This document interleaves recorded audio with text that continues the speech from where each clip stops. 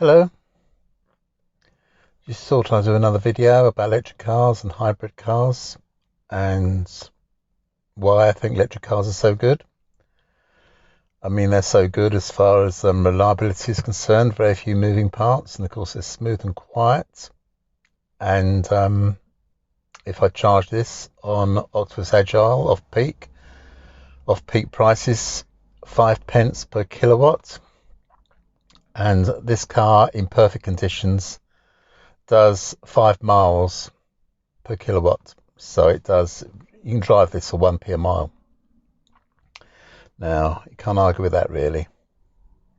Thing that's been irritating me, and I think it irritates quite a few electric car drivers, is this hybrid thing that's coming up. I mean, the Toyota, they're advertising TV, a self-charging hybrid. Self-charging? What by magic? No, what a self-charging hybrid is a petrol car with a little battery in it. And you've got to ask yourself, why are they using electric parts in petrol cars? Because they are just petrol cars with a little battery. And the reason is they do fantastic miles per gallon. Do not nearly as good as a proper electric car, but they do excellent miles per gallon. And the reason for that is because electric cars are much more efficient than petrol or diesel cars. Petrol diesel cars are only 30% efficient. Electric cars are 90% efficient. So what they're doing is they have these tiny batteries in these maybe 4x4s in big motors, and they charge themselves up when you're coming to a stop. So they don't waste as much power as they normally waste, because petrol and diesel cars are king at wasting power. And so they've tried to make it so they don't waste as much, so they pull some power back into the battery, like electric cars do all the time when they slow down. They're trying to incorporate a bit of that into the petrol and diesel cars, which to me is well, why'd you bother with that? I mean, just get an electric car. I mean, there's certain cars, mild hybrids they're called, and they've got even a tinier battery, and all they do is pick up a bit of power to help with the stop-start of the petrol or diesel cars. It's all missing the point.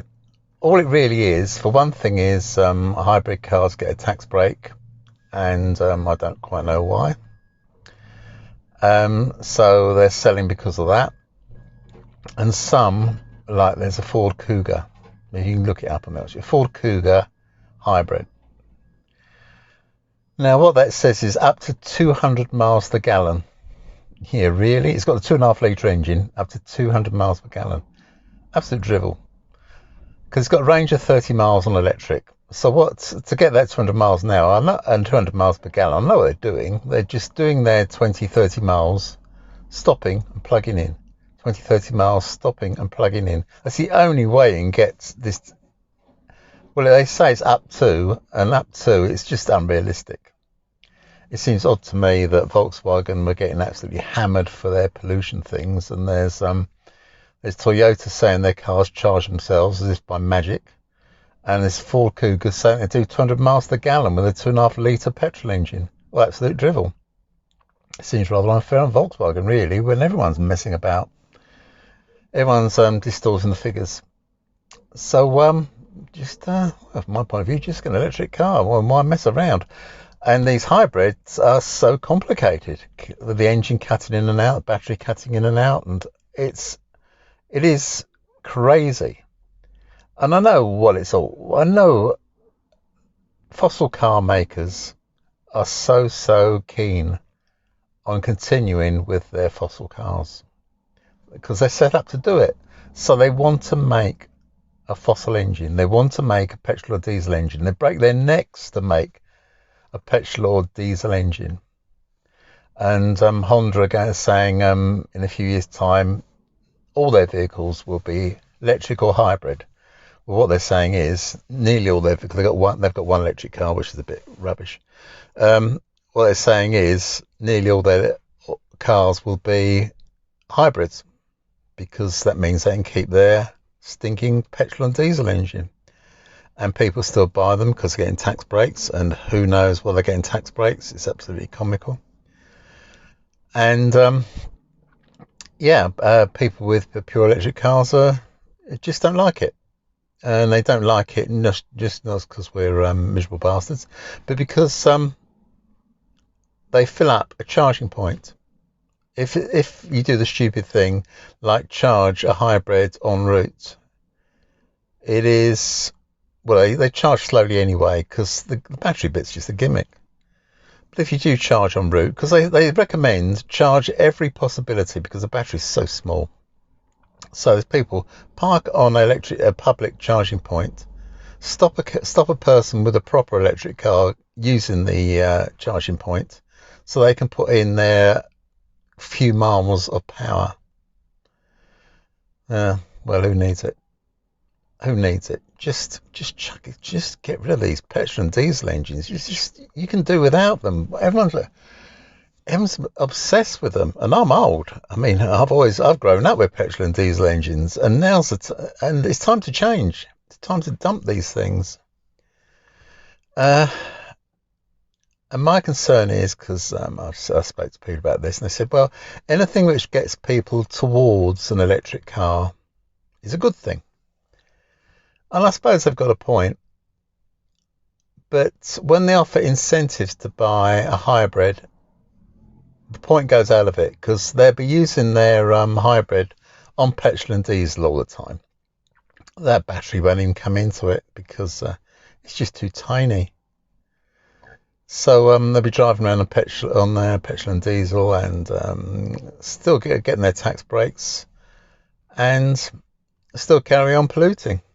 What's the difference? They still only do 40 miles a gallon, 50 miles a gallon. Well, big deal. You can virtually get that if you can get those sort of figures. I'm talking about a petrol hybrid to about 40, 50, 60 miles a gallon. Well, you can get those figures with a diesel, a stinking diesel. But if all you're looking for is the figures, you can get them anyway. You can get them with a diesel. So I don't know what they're going to be encouraging, because if you're just looking for the numbers and you want a fossil engine, you're still better off with a diesel, because they're still incredibly economical. And obviously they still pollute everything. Now, to me, well, to everyone who's got electric car, I've never heard of anyone who's got an electric car saying, oh, I'm going back to a fossil car. I've never heard that ever said. The only downside, and everyone knows the downside, and I agree it is a downside, is public charging. Public charging is not good in the UK. It's all right with a Tesla, so I'm all right, Jack. But even that, I'm not necessarily going to be on my route to find that charger. So, because not an amazing amount of chargers in the UK. So that is the downside, but that is the only downside. Everything else, and I mean everything else, is a plus. They're so much cheaper to run. They don't pollute. They're smooth and quiet. In the long run, they will be incredibly reliable. And the real resale value, I mean, you can cough up for one, but if you sell it again, well, you're well in. I mean, you can go to look on eBay, and a Nissan Leaf, I mean, you've got to go back a bit to get one that's second hand. For one that's got a shed load of miles on it, say 70, 80,000 miles on it, £8,000, £9,000. That's a lot of money for a car that's 7 years old with a lot of miles on it. But it's good for you if you bought that Leaf, because you've got your money back, and you haven't been coughing out for loads of cost of fuel or servicing. So it's all plus, except for the charging. So my charging thing is at home. Just plug it in, clean, open 24/7, really, really cheap, no effort whatsoever, and it's really nice. So my dream car, unlike other people, they say, oh, you shouldn't be worrying about some public charging. Well, you should. Even though in this country there's a billion charging points for electric car, because every household's got dozens of them. Every 3-pin socket is a potential charge electric car. Just plug it in. Very, very slow, of course, but then you're asleep, so who cares? But en route, that charge is hopeless, because you're not going to get anywhere. So, yeah, charging network is not good. To me, the thing is to eliminate the charging network, and that can be done by cars with really, really long range, and range is everything. Unlike a lot of people, a lot of electric car pundits say, "Oh, you don't have to worry about range," because who does that? Who does that 200 miles in a day? Well, that's not really the point, is it? That's not really the point. If anything, electric cars need a bigger fuel tank, and of course, the fuel tank of electric cars is the batteries. It needs a bigger fuel tank than a petrol or diesel car, because you can't just stop at the side of the road and put some fuel in. You've got to find the charger. I mean, in the long run, things are looking rosy, because in the long run, so many homes will have decent chargers. They charge at 7 kilowatt. Still not the type of charge you want en route, but a charge that will get out of trouble. And more homes will have these in the future, because there'll be more and more electric cars. And perhaps the electric car community should get together and look after each other, and sort of offer their charger to friends, relations, or anyone, neighbours, to charge up their cars. I mean, you could stick a little bit of premium on it, because it's always cheap. Electric cars are always cheap. When they talk about efficiency, like this thing's Tesla's really efficient. All South Korean electric cars are really efficient. There's some cars like Jaguar I-Pace, well, that's out of my league. Jaguar I-Pace, nice car, inefficient. But even though it's inefficient, and it really actually doesn't matter, because I said this runs at a penny a mile. Well, suppose I had an inefficient Jaguar I-Pace. Okay, 2p a mile. So it's still really, really cheap. So the inefficiency of some electric cars doesn't matter, because in cost terms, because the cost is nothing. But what it matters in is range.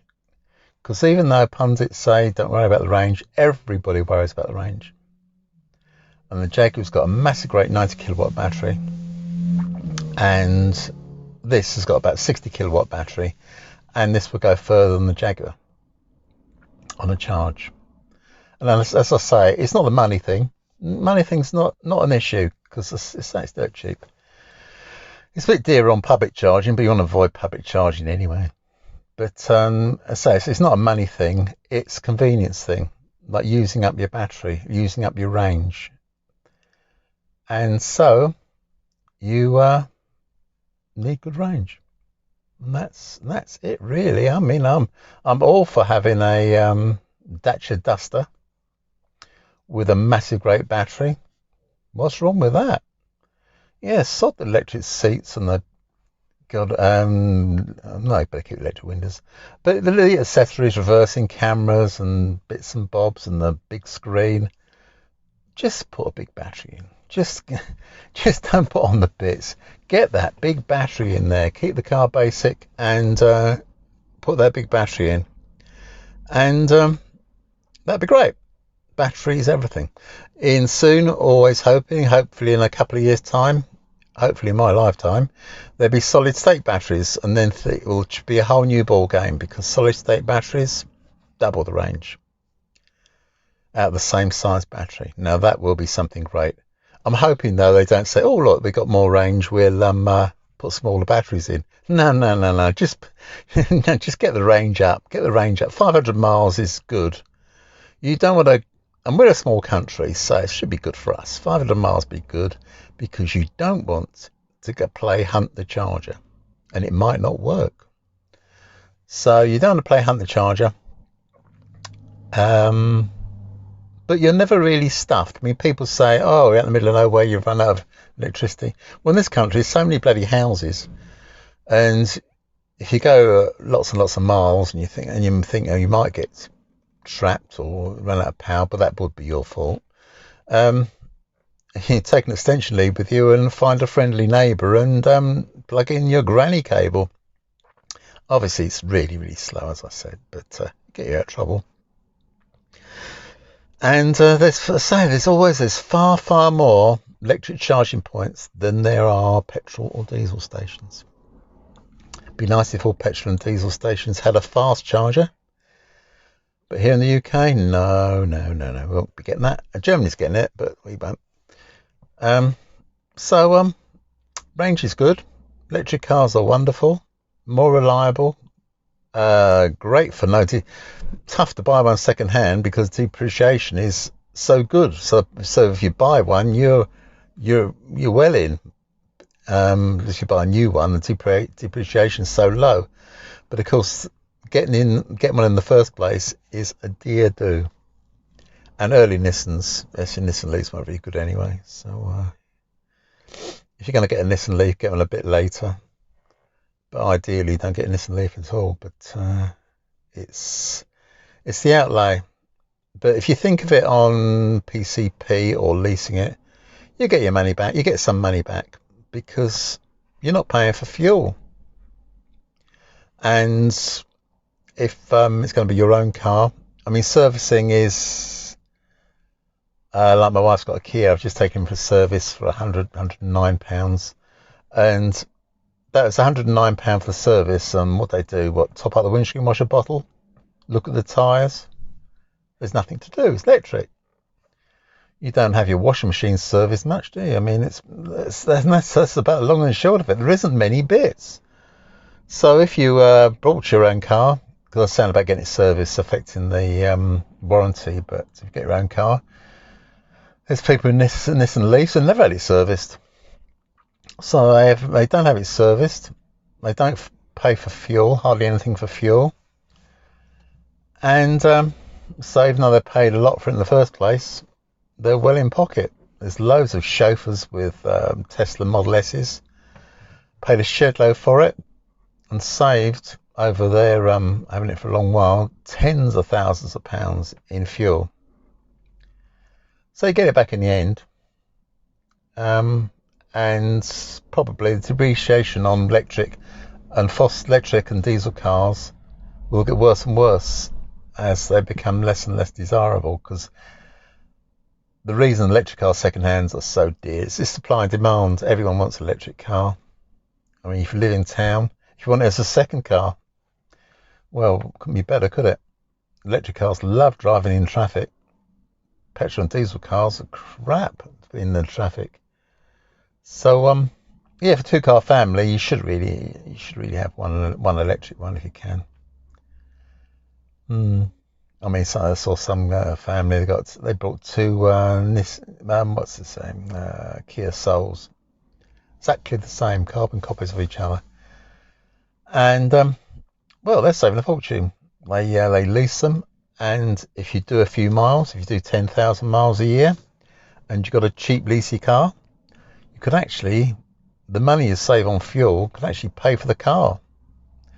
So there you are, you've got a free car, virtually free fuel. Well, how great is that? Yeah, so you cough up the big bucks and you start pulling it all back. Anyway, so that'll be it for me, I think. Fairly upbeat. I'm usually a bit of a miserable sod, but today I've just talked about cars, and that's it really. I shall see you later on. Take care of yourself and keep avoiding each other, because things I'm going to say downbeat now, so I'm not going to say anything bad. I'll just say take care of yourself and goodbye.